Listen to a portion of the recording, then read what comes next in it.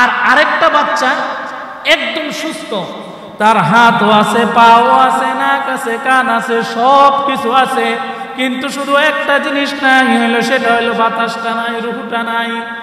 কিতাবের মধ্যে লেখে এই বাচ্চাটা যে মৃত অবস্থা মায়ের পেট থেকে আসলো, আসার মৃত অবস্থায় আসার কারণে তার কোনো গোসলও লাগবে না, নামও রাখা লাগবে না, জানাজাও পড়া লাগবে না, সাদা একটা কাপড় দিয়ে পেঁচে তারে দাফন করে দাও। ওইটার দাম কেন বাড়লো? তার নামও রাখতে হইব, গোসলও করাইতে হইব, জানাজাও পড়তে হবে, এবং জানাজার মধ্যে এই দোয়াটাও পড়তে হবে, সুবহানাল্লাহ। اللهم اجعله لنا فرطا واجعله لنا أجرا وزخرا واجعله لنا شافعا ومشفعا। এই দোয়াটাও পড়তে হবে। কেন? ওই যে দুনিয়াতে সময় যে বাঁচছিল 30 সেকেন্ড, অথবা একটা হাসি দিছে অথবা কাশি দিছে, এই সময়টুকু বাঁচার কারণে তার জানাজা পড়তে হইলো, তাকে গোসল দিতে হইলো, সবকিছু করা লাগলো, সুবহানাল্লাহ। কিতাবের মধ্যে লেখেন 500 বছর বাঁচেন না বুড়া মানুষের যেরকম গোসল দিতে হবে যেইভাবে, এই মৃত নবজাতক 30 সেকেন্ড বাঁচার কারণে ঠিক ওই 500 বছরের বৃদ্ধর যে এরকম গোসল, এরও সেই রকম গোসল, সুবহানাল্লাহ। খায় কম দামি জিনিসের, মানুষ কসম খায় মরা খাটটার উপরে বইয়া করতেছে, এই মরা মাটিটার উপরে দাঁড়ায় করতেছে, ঠিক কিনা? এই মাথাটা শুয়ে করতেছি, এই জাতীয় কসম খাওয়া এটা শরীয়ত সম্মত না, এটা না জায়েজ। কসম শুধু একমাত্র আল্লাহর নামে খাইতে হইবে যদি খায়, আর যদি না খায় তাহলে কসম খাওয়ার কোনো প্রয়োজন নাই। অনার্থক কসম খাইলে কিন্তু কাফারাও দিতে হবে। আমাদের সমাজে কসম খাওয়া এটা সাধারণ বিষয় হয়ে গেছে, যে যত বড় ধোঁকাবাজ তত বেশি কসম খায়, ঠিক কিনা? ঠিক আল্লাহ তাআলাও কসম খাইতেছেন, আর আল্লাহ তাআলা কসম খাইছেন দামি জিনিসের। আল্লাহ কসম যেটা খাইছেন সেটা আল্লাহ কি বলতেছেন? ওয়াল আসর, আসর মানে সময়, কাল, যুগ। আল্লাহ এখানে সময়ের কসম খেয়েছেন। এখন মুফাসসিরিনে কেরাম লেখেন আল্লাহ তো মিথ্যা কথা বলেন না, আল্লাহ কসম খান কেন? কারণ আল্লাহ নিজেই বলছেন ওয়ামান আসনাকু মিনাল্লাহি হাদিসা, আল্লাহর চেয়ে সত্যবাদী, আল্লাহর চেয়ে সত্যবাদী আর কেউ নাই। আল্লাহ হলেন চির সত্যবাদী, সুবহানাল্লাহ। আল্লাহ চির সত্যবাদী। আল্লাহর চেয়ে সত্যবাদী আর কে আছে? আল্লাহ প্রশ্ন করতেছেন, আল্লাহর চেয়ে সত্যবাদী আর কে আছে? কেউ আছে? নাই। আল্লাহর সাথে মিথ্যা যায় না। মুফাসসিরিনে কেরাম এটার দুইটা ব্যাখ্যা করেছেন। কি ব্যাখ্যা করেছেন? আল্লাহ যে কসমটা খেয়েছেন এটা সবচেয়ে দামি,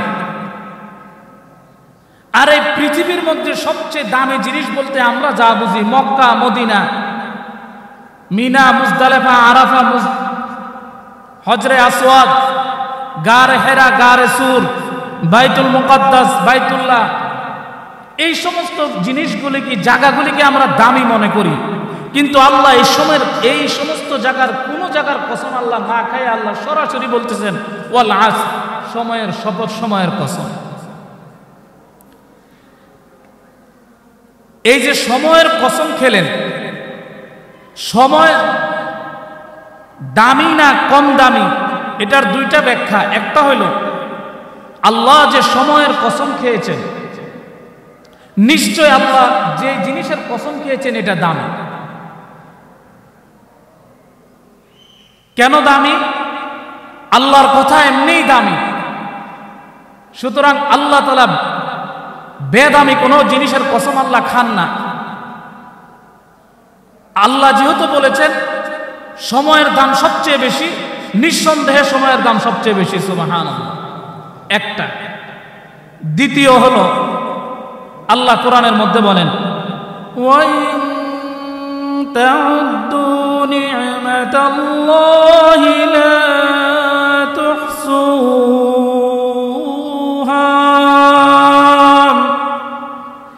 তোমরা যদি আমার নিয়ামতের গণনা শুরু করো, আমার নিয়ামত গুনতে গুনতে গুনতে গুনতে তোমরা অস্থির হয়ে যাবে। তোমাদের কিয়ামত পর্যন্ত যদি তোমরা গুনতে থাকো, তারপরও আমার নিয়ামত গুনে তোমরা শেষ করতে পারবে না। আল্লাহর নিয়ামত গুনেই তো শেষ করতে পারবো না, শুকরিয়া আদায় তো বড় দূরের কথা। এখন মুফাসসিরিনে কেরাম বলেন, সময় যে দামি, এই দামি সময় কিভাবে দামি হলো? মুফাসসিরিনে কেরাম বলেন, একটা উদাহরণ দিয়েছেন। পৃথিবীর মধ্যে আল্লাহ যত নিয়ামত সৃষ্টি করেছেন, এর মধ্যে কোন জিনিসটা মানুষকে সবচেয়ে প্রথম দিয়েছেন এবং সবচেয়ে দামি জিনিস দিয়েছেন কোনটা? মুফাসসিরিনে কেরাম জবাব দিতেছেন, এই পৃথিবীর মধ্যে সবচেয়ে দামি জিনিস আল্লাহ মানুষকে যেটা দিয়েছেন সেটা হলো সময়, এবং সবচেয়ে প্রথম যে নিয়ামত দিয়েছেন সেটাও কি? সময়। কিতাবের মধ্যে আছে, আউয়ালান জিন্দেগি বাদাহু বন্দেগি, আউয়ালান জিন্দেগি বাদাহু বন্দেগি। আল্লাহ মানুষকে যত নিয়ামত দিয়েছেন, সবচেয়ে বড় নিয়ামত হলো সময়, এবং সবচেয়ে প্রথম যে নিয়ামত দিয়েছেন সেটা হলো সময়। এখন সময় যে দামি, কিতাবের মধ্যে এটার একটা উদাহরণ দিয়েছে। কি উদাহরণ? মানুষ যখন মারা যায়, আমরা মানুষ মারা যাওয়ার পরে সবাই জানাজায় শরীক হয়। কারো জানাজায় 1 লাখ, 1.5 লাখ, কারো জানাজায় 5 লাখও হয়। স্থান কাল পাত্র ভেদে ব্যক্তি বিশেষ, ঠিক কিনা? ঠিক মানুষ যখন মারা যায়, মানুষ মারা যাওয়ার পরে জানাজায় দাঁড়ায় সবাই একটা দোয়া পড়ে, আল্লাহুম্মা গফির লিহাইয়িনা ওয়া মাইয়িতিনা ওয়া শাহিদিনা ওয়া গায়িবিনা ওয়া সগীরিনা ওয়া কাবীরিনা ওয়া যাকারিনা ওয়া উনসানা। আল্লাহুম্মা মান আহইয়াইতাহু মিন্না ফাআহইহি আলাল ইসলাম ওয়া মান তাওয়াফাইতাহু মিন্না ফাতাওয়াফাহু আলাল ঈমান। এই দোয়ার অর্থ গত সপ্তাহে বলছি, কথা বোঝানোর জন্য এইবারও বলতে হয়েছে। এই দোয়ার মধ্যে আল্লাহ বলেন, আল্লাহুম্মা গফির লিহাইয়িনা, ও আল্লাহ আপনি আমার গুনাহ মাফ করে দেন, ও মাইয়িতিনা যিনি মারা গেছে তার গুনাহ মাফ করে দেন, ও শাহিদিনা যারা উপস্থিত আছে আল্লাহ তাদেরকে মাফ করে দেন, ও গায়িবিনা আল্লাহ যারা অনুপস্থিত তাদেরকে মাফ করে দেন, ও যাকারিনা ও সগীরিনা আল্লাহ আমাদের মধ্যে যারা ছোট আছে তাদেরকে মাফ করে দেন, ও কাবীরিনা যারা বড় আছে আল্লাহ তাদেরকে মাফ করে দেন, ও যাকারিনা ও উনসানা যে সমস্ত নারী পুরুষ আছে আল্লাহ সকলকে আপনি মাফ করে দেন। সুবহানাল্লাহ।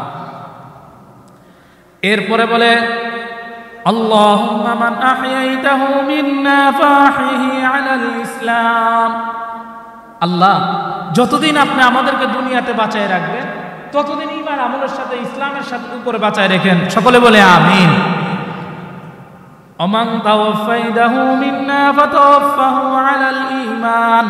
আর যখন এই পৃথিবীর থেকে নিয়ে যাবেন ঈমানের সাথে কালেমা পড়তে পড়তে আল্লাহ আমাদেরকে ঈমানের সাথে দুনিয়াতে নিয়ে যান।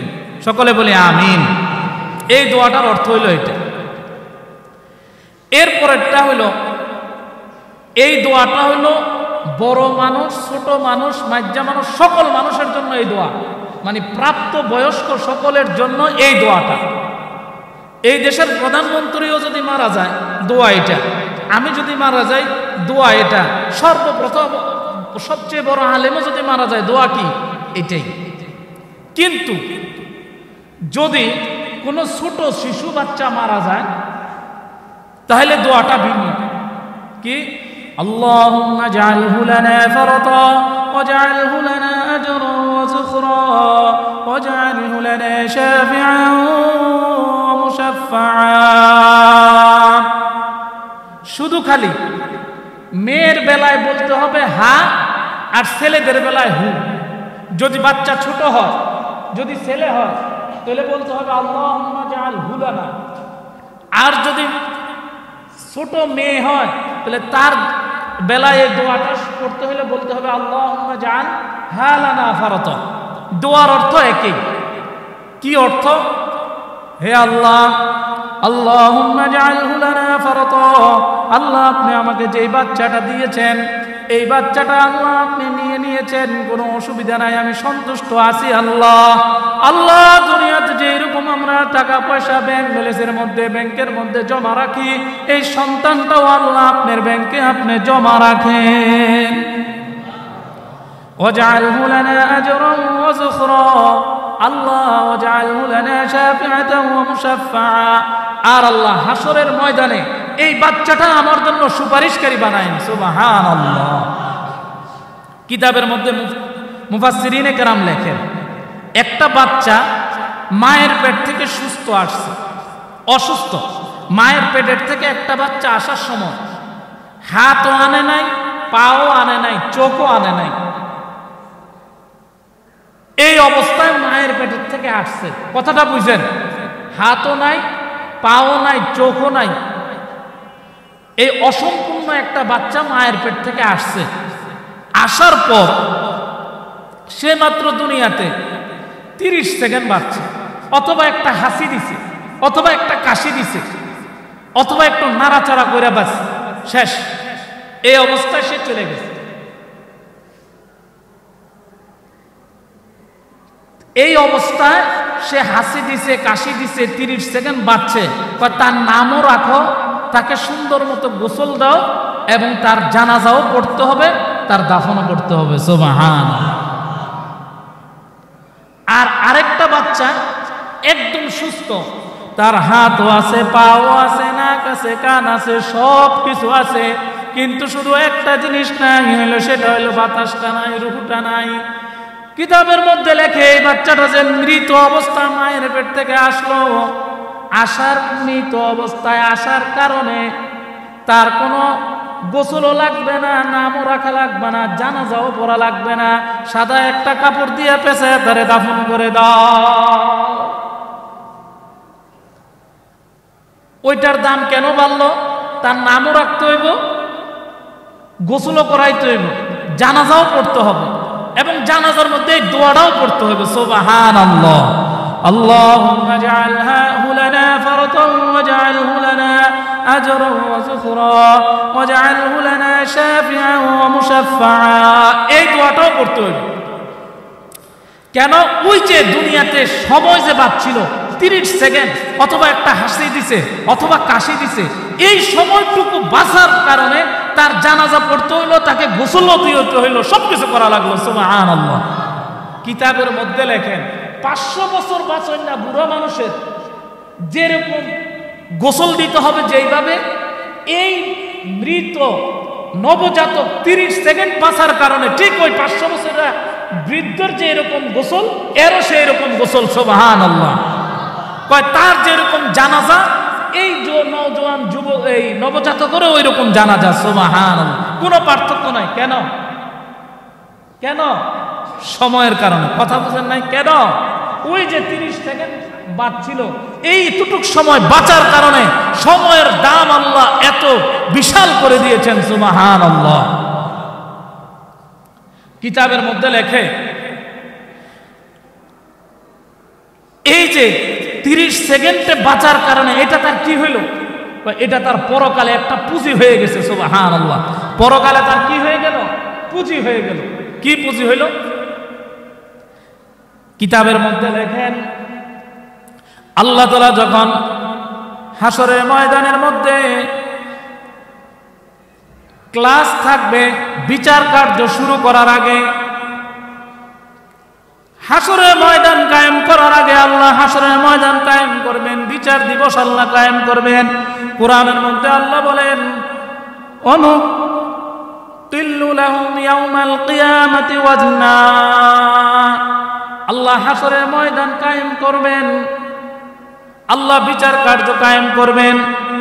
সেই সময় আল্লাহ ঘোষণা করবেন, এই সময় আল্লাহ কিছু ভিআইপি পার্সনদেরকে আল্লাহ রাখবেন। হাসরের ময়দানে ভিআইপি কিছু মানুষ থাকবে, ভিআইপি পার্সন থাকবে। এদেরকে বিচার কার্য শুরু করার আগেই এবং এই বিচার কার্য শুরু করতে সময় লাগবে। আল্লাহ এই কথা বলতে চান, এই যে দীর্ঘ একটা সময় লাগবে, এতটুকু সময় পর্যন্ত আল্লাহ কোনো ইমানদার মুমিন কোনো নবী রাসূলকে আল্লাহ কষ্ট দিতে চান না। এই জন্য আল্লাহ হাসরের ময়দানে বলবেন, যারা ভিআইপি আমার ওই সমস্ত বান্দারা কই, তাড়াতাড়ি হাসরের ময়দানে আমার আরশের নিচে এসে দাঁড়াও। সুবহানাল্লাহ। এই ভিআইপি পার্সনদের মধ্যে একটা পার্সন থাকবে এই সমস্ত নবজাতক শিশুগুলা। সুবহানাল্লাহ। কারা? ওই যে তারা দুনিয়াতে 1 সেকেন্ড 1.5 সেকেন্ড 30 সেকেন্ড বাঁচছিল, এই যে কিছু সময় নবজাতক অবস্থায় দুনিয়া থেকে বিদায় নিয়ে গেছিলেন, এই সমস্ত সন্তানগুলিও সেই সময় থাকবে। আল্লাহ তাদেরকে জান্নাতের স্পেশাল ভিসা, স্পেশাল টিকিট আল্লাহ দিয়ে দিবেন। দিয়ে আল্লাহ বলবেন, যাও, হাসরের ময়দানের কষ্ট তোমাদেরকে সহ্য করা লাগবে না, তোমরা সকলেই জান্নাতে চলে যাও। সুবহানাল্লাহ। কোন জোরে সরে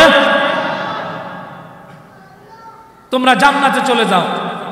তারা জান্নাতে যাবে না, তারা হাসরের ময়দানের চতুর্দিকে ঘুরতে থাকবে। ফেরেশতারা জিজ্ঞাসা করবে, কি ব্যাপার, তোমরা কেন ঘুরতেছো, কেন ঘুরতেছো? এই কথাটা মনে রাখবেন। এই কথাটা বোঝানোর জন্য একটা কথা আপনাদেরকে আগে একটা কথা বুঝাই। কোন জায়গায় যদি কোনো বড় বিশাল অনুষ্ঠান হয়, একটা মাহফিল হয়, তার আশেপাশে দোকান দেয় কিনা, দোকান টোকান নিয়ে বসে কিনা মানুষে বসে। তো মনে করেন একটা বিশাল মাদ্রাসা, এই মাদ্রাসার পক্ষ থেকে একটা বিশাল মাহফিল হচ্ছে, পাশেই মেলা টেলা বসছে। তো বিভিন্ন জায়গার থেকে এই মাদ্রাসার যে সমস্ত শিক্ষকরা আছে, এদের বাড়িতে আত্মীয় স্বজনরা বেড়াইতে আসছে। তা আসার পর নায়নাতকুর সকলে আসছে। ঘরের যিনি মহিলা কর্তা, উনি বলতেছে, তোমার নায়নাতকুররা তো সবাই আসছে, আগামী তুমি যদি এখন আজকে বিকালে যাইয়া মাদ্রাসার কাজে লাগো, আগামীকাল 10টার আগ পর্যন্ত তোমার তো কোনো ছুটি নাই। একটা কাজ করো, প্রোগ্রাম শুরু হওয়ার আগেই তুমি এদেরকে যা কিছু কিনা দেওয়ার মেলার থেকে কিনা দাও, দোকান থেকে কিনা দাও। সুবহানাল্লাহ। নানায়ও করছে কি, নাতি করে নিয়ে মেলার মধ্যে গেছে। এখন মেলাতে যায়া নাতিরে বলে, কি নিবা? নাতি বলে, এটা নিব, ওইটা নিব, ওইটা নিব, অনেক কিছু কিনে দিছে। নাতি যা যা বলছে সব কিছু কিনা দিছে। কিনা দেওয়ার পরে এবার নাতিকে বলতেছে, যাও বাসার দিকে যাও, বাসায় যাও, সন্ধ্যার আগে আগে বাসায় যাবা, দেরি করে বাসায় যাইবা না, তাহলে কিন্তু খবর আছে। এবার নাতি যাওনের আগে দিয়া নানার দিকে চাই, একবার নানা কিছু টাকা লাগবে, নানা আমার কিছু টাকা লাগবে। কত লাগবে? কিরে, তোরে এত কিছু কিনে দিলাম, তুই যা চাইলি তাই কিনে দিলাম, আবার টাকা কিসের? কয়, না না না, আমার 10টা টাকা দেওয়া লাগবো। 10 টাকা ছাড়া নানা আমি যাব না। নানায় 10 টাকা দিছে, দিয়ে কইছে, যা তাড়াতাড়ি যা, আর কিছু চাইছ না। এই কথা বলে নানায় নানার কাজের দিকে গেছে। নাতি যখন দেখছে যে নানায় আর বাজারে আর দেখা যায় না, নাতি করছে কি, বাঁশির দোকানে যায় হাজির হয়েছে। সুবহানাল্লাহ।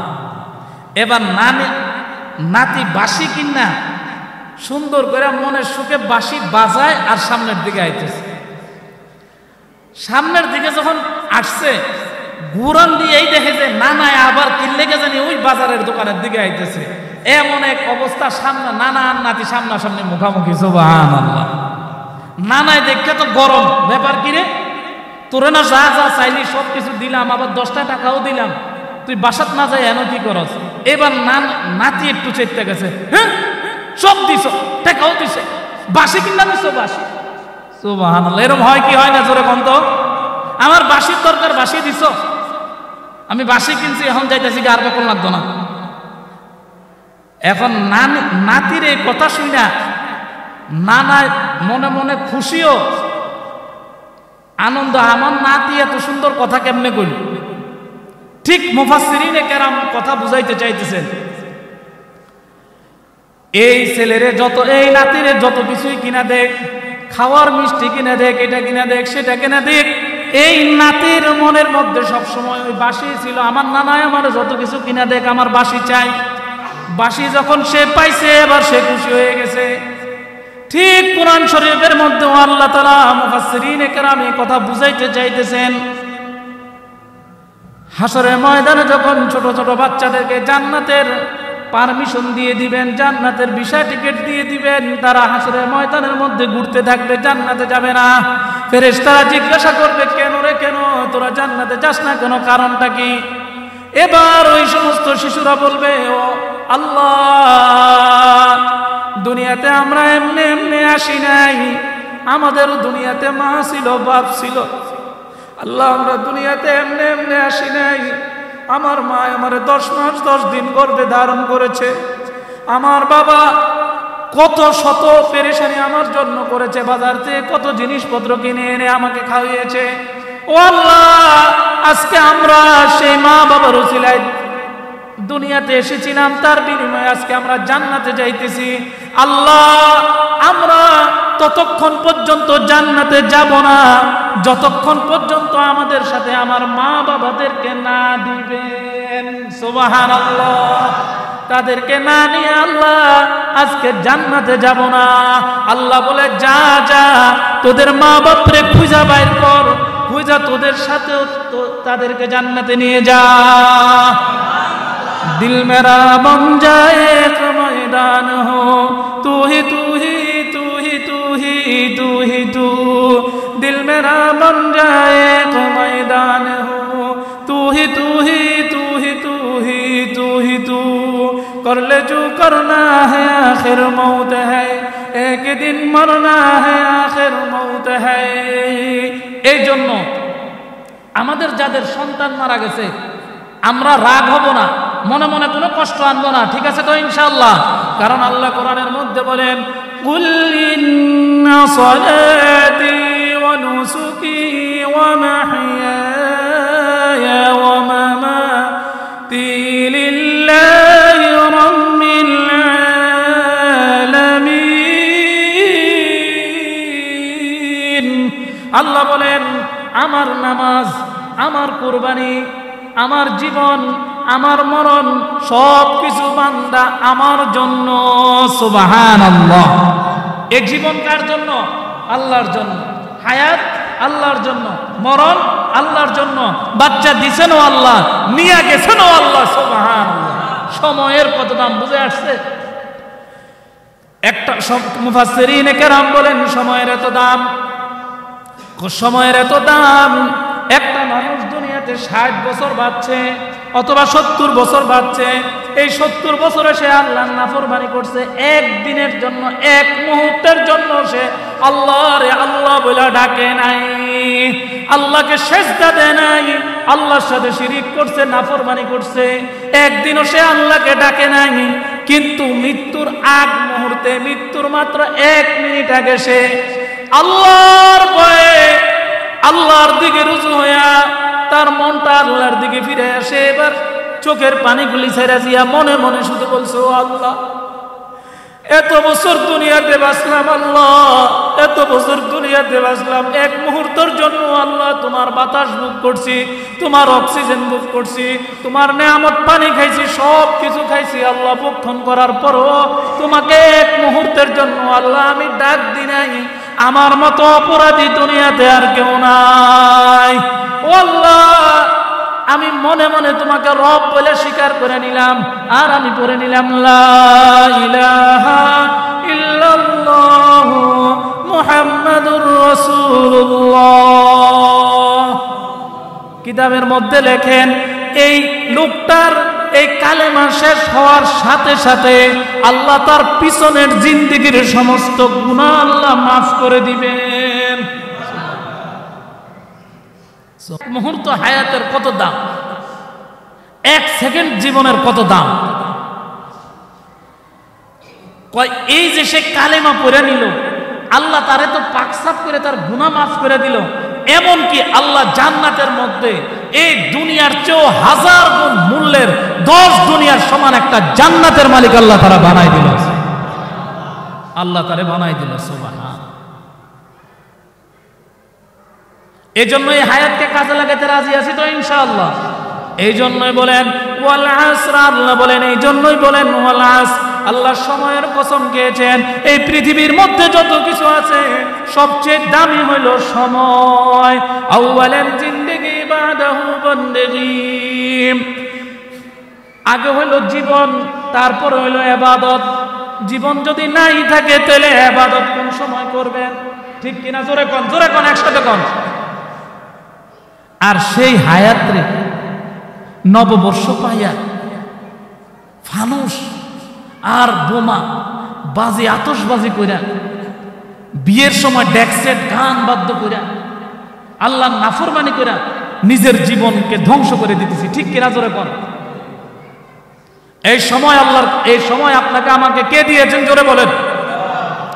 কিতাবের মধ্যে আছে আল্লাহর নবীর কাছে একজন সাহাবী আসছে, হযরত তালহা ইবনে উবাইদুল্লাহ রাদিয়াল্লাহু তাআলা আনহু আয়েশা বলতেছেন, ইয়া রাসূলুল্লাহ, ইয়া রাসূলুল্লাহ, ইয়া হাবিবাল্লাহ, আমি গতকালকে রাতে একটা স্বপ্নে দেখেছি। নবীজি বলেন, তুমি কি স্বপ্নে দেখেছো? বলে, ইয়া রাসূলুল্লাহ, আমি স্বপ্নে দেখলাম আমি জান্নাতের দরজার মধ্যে, আমি এবং আমার সাথে আরো 2 জন আমার ভাই, তারাও সাহাবী, তারাও আমার সাথে, আমরা এই 3 জন দাঁড়ায়া জান্নাতের গেটের মধ্যে জান্নাতের কারুকার্য দেখতেছি। জোরে জোরে বলেন সুবহানাল্লাহ। কিছুক্ষণ পরে ভিতর থেকে একজন ফেরেশতা এসে বলল, আমাদের মধ্যে থেকে একজনকে জান্নাতে নিয়ে গেল। সুবহানাল্লাহ। যাকে জান্নাতে নিয়ে গেছে ইনি মাঝখানে, আমি, আমার ডান পাশে উনি, তার বাম পাশে আরেকজন। আমার 2 জন বন্ধু ছিল, এই 2 জন বন্ধু থেকে একজন বন্ধু কোনো একটা যুদ্ধের ময়দানে আল্লাহর দ্বীন কায়েমের জন্য শাহাদাত বরণ করেন, শহীদ হয়ে যান। সুবহানাল্লাহ। কয় আমার সাথে আমার সেই বন্ধুও ছিল, শহীদ বন্ধু। এবং ঠিক এই শহীদ ব্যক্তির পরে আমার আরেকজন বন্ধু ছিল, সে তার 1 বছর পরে মারা গেছে। তো আমি স্বপ্নে দেখতেছি আমরা এই 3 জন জান্নাতের গেটের মধ্যে দাঁড়ায় আছি, অনেকক্ষণ ধরে জান্নাতের কারুকার্য দেখতেছি। ভিতর থেকে একজন ফেরেশতা আসলো, আয়েশা যে 1 বছর পরে মারা গেছে তারে নিয়ে জান্নাতের মধ্যে চলে গেছে। সুবহানাল্লাহ। জান্নাতের মধ্যে চলে যায়। দীর্ঘক্ষণ পর আমরা 2 জন বাহিরে দাঁড়ায় আছি। অনেকক্ষণ পরে ওই ফেরেশতা আবার আসলো, আয়েশা 1 বছর আগে যে মৃত্যুবরণ করছে, শহীদ হয়ে গেছে, তারে জান্নাতে নিয়ে গেছে। এখন আমি একা একা দাঁড়ায় আছি। আবার অনেকক্ষণ পর ওই ফেরেশতা আসলো। আমি জিজ্ঞাসা করলাম, কি ব্যাপার, আমার সাথে 2 বন্ধুকে নিয়ে গেলা, আমাকে কখন নিবা? ফেরেশতা উত্তর দিতেছে, আপনার এখনো সময় বাকি আছে, দুনিয়াতে হায়াত আছে, আপনার সময় এখন না। সুবহানাল্লাহ। আপনারা পরে নিয়ে যাবো, এখন আপনি থাকেন।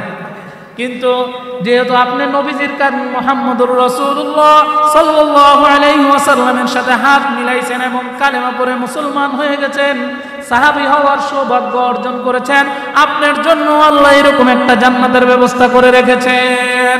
সুবহানাল্লাহ। নবীজি বলে, তোমার প্রশ্নটা কি? এবার ওই সাহাবী বলে, আমার প্রশ্ন হলো, ইয়া রাসূলুল্লাহ, 1 বছর আগে যে শহীদ হয়ে গেল, এই শহীদ ব্যক্তির আগে যে 1 বছর পরে মারা গেল, তারে কি জন্য আগে জান্নাতে নেওয়া হলো? এই বিষয়টা আমি জানতে চাই। সুবহানাল্লাহ। এবার নবীজি বলেন, এটা তো সহজ প্রশ্ন, এই উত্তর তো সহজ উত্তর।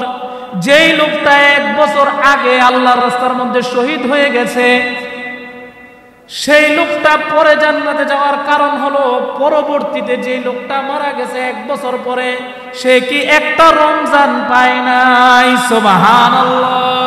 সে কি 1 বছর নামাজ 5 ওয়াক্ত পড়ে নাই, ঠিক কি না? সে দৈনিক 5 ওয়াক্ত নামাজ 1 বছর পরে মারা গেছে। তো এই 1 বছরের মধ্যে সে নামাজ তো তার চেয়ে বেশি পড়ে নাই, শহীদ ব্যক্তির থেকে নামাজ বেশি পড়ছে, এক মাসের রমজানের রোজাও রাখছে এবং বছরের মধ্যে সর্বশ্রেষ্ঠ রাত্র লাইলাতুল কদরের রাতে ইবাদত করার সৌভাগ্য সে অর্জন করছে, সুবহানাল্লাহ। এই জন্য সে কি করছে? এই জন্য শহীদ ব্যক্তির 1 বছর আগে আল্লাহ তাকে জান্নাতে পৌঁছাই দিয়েছেন, সুবহানাল্লাহ। এই জন্য সময়ের কত গুরুত্ব থেকে বুঝে আসছে। শহীদ হয়ে গেছে আল্লাহর রাস্তায়, কিন্তু শহীদের আগে যে 1 বছর পরে মারা গেল সে জান্নাতে গেল কেন? এই 1 বছরে সে আল্লাহর ইবাদত বন্দেগী বেশি করতে পারছে, সুবহানাল্লাহ। মুহতারাম হাজিরিন, এই জন্য এই সময়ের দাম আছে না নাই? জোরে বলেন তো, আরেকটু জোরে কোন সময়ের দাম আছে না নাই? এই সময়কে কয় ঈমানের সাথে ইসলামের সাথে আধা সেকেন্ড সময়েরও বহুত দাম আছে, সুবহানাল্লাহ। ঈমানের সাথে ইসলামের সাথে 1 দিন, 1 ঘন্টা, 5 মিনিট, 10 মিনিট, 1 মিনিট, 30 সেকেন্ড, এটারও বহুত দাম আছে, সুবহানাল্লাহ। এই জন্য এই সময়কে কাজে লাগাবো তো ইনশাআল্লাহ। সময়ের নষ্ট আমরা সময়কে নষ্ট করব না। কিতাবের মধ্যে বলেন আল ওয়াক্তু হুয়াল হায়াতু, সময় হলো জীবন আর জীবনই হলো সময়। ফালা তাকতুলুহু, সেই সময়কে তোমরা নষ্ট করো না। আল্লাহ আমাদেরকে বুঝার এবং আমল করার তৌফিক দান করুক, সকলে বলে আমিন। এই জন্যই আল্লাহ সময়ের কসম খাইছেন, ওয়াল আসর ইন্নাল ইনসানা লাফি খুসর। আল্লাহ বলেন সময়ের কসম। এই সময়ের গুরুত্ব বুঝাইতে যায় আল্লাহ সর্বশ্রেষ্ঠ নেয়ামত, সর্বশ্রেষ্ঠ সময়, এই সময়ের কসম আল্লাহ খেয়েছে। আল্লাহ আমাদেরকে এই সময়ের গুরুত্ব বুঝার এবং আমল করার তৌফিক দান করুক, সকলে বলে আমিন। এখানে 2000 টাকা কে দান করছেন?